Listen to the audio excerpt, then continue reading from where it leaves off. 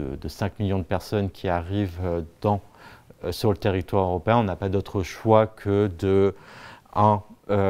relâcher un peu les contrôles aux frontières extérieures,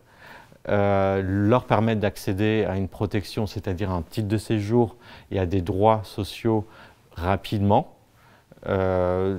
Aussi de ne pas les contraindre à rester dans le premier pays d'arriver dans l'Union européenne, de ne pas leur appliquer ce qu'on appelle le système Dublin et finalement de les laisser libres de choisir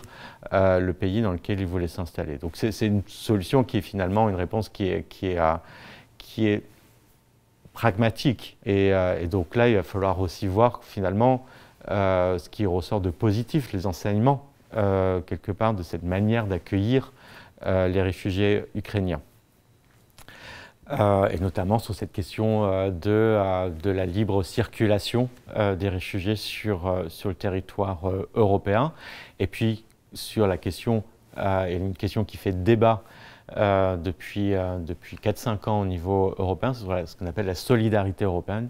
en matière d'accueil des demandeurs d'asile, des réfugiés, c'est-à-dire la répartition. Et on a deux pays finalement qui étaient fortement opposés à cette répartition, c'est la Pologne et la Hongrie,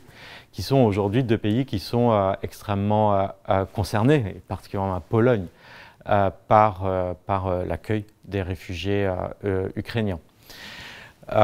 Et donc,